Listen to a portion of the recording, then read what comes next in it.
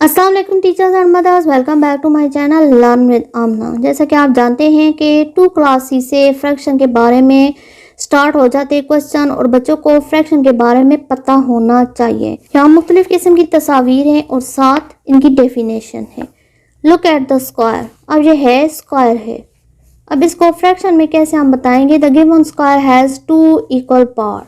बच्चों को बताएंगे ब्लैक बोर्ड पर स्क्वायर बनाकर उसका इस तरीके से एक हिस्सा बना लेंगे या हम ऐसे 2 हिस्से बना लेंगे।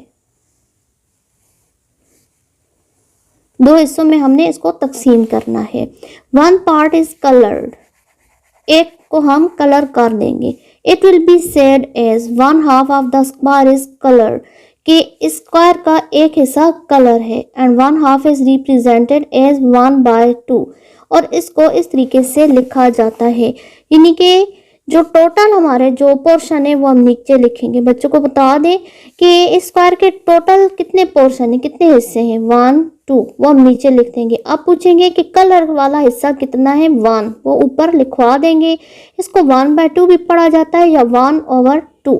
इसके लिए मुख्तलिफ आप शेयर्स बना सकते हैं। इसमें आप सर्कल बना कर दे सकते हैं और इसका हाफ हिस्सा बना सकते हैं। इसी तरह ट्रायंगल बनाकर उसका हाफ हिस्सा हम कर सकते हैं और बच्चों को 1/2 का जो कंसेप्ट है वो क्लियर करवा सकते हैं। The given square has 4 equal part. 1 part is coloured. It will be said as 1/4 of the square is colored. 1/4 is represented as 1/4 या 1/4। एक स्क्वायर बना दिया गया है और इसके आगे से 4 पार्ट्स कर दिए गए हैं। सेम हम एक लाइन बनाएंगे और बच्चों कहेंगे ये फ्रैक्शन है।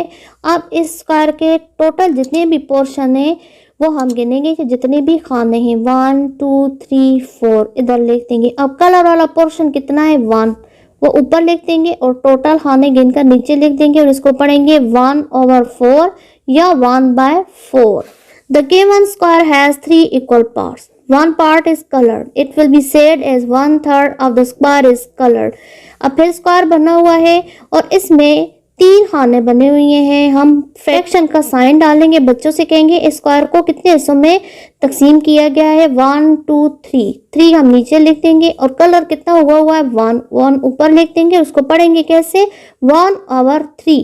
ये बार बार कहलवाएं 1/2 1/4 1/3, 1/2 1/4 1/3 दोनों तरीकों से पढ़ा जाता है।